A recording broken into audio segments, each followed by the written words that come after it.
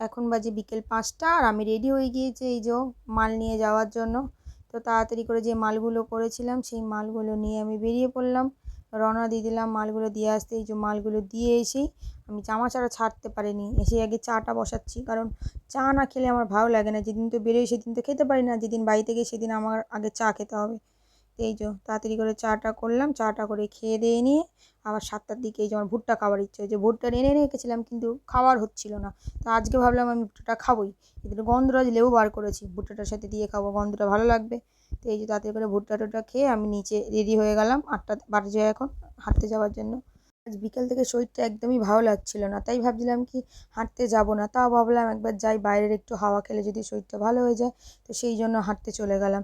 হেঁটে টেটে এসে এই যে আমি ঘরটা একটু গুছিয়ে তাড়াতাড়ি করে খাবারটা গরম করে খাবারটা খেয়ে নিয়ে এই যে বাসনগুলো মেজে নিলাম, কারণ দিনের বেলা আজকে অনেক কাজ করেছি আর বিকালেও শরীরটা ভালো লাগছিল না, তো বাসনটা মাজা হয়নি, অনেক বাসন জমে গেছে 3 বেলার।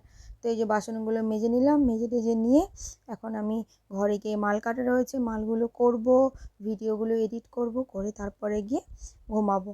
তো কখন ঘুমাবো ঠিক জানি না, আর এমনি রাতে করে ঠিক ঘুমও আসছে না। তো এই জন্য আর ভাবলাম যে ঘুম যখন পাবে তখনই ঘুমাবো, তাই জন্য রাতের বেলা করে কাজ রেখে দিই। তো এই জীবন চলছে। তো সবাই ভালো থাকবেন, সুস্থ থাকবেন, আবার দেখা হচ্ছে পরের একটা ভিডিওতে।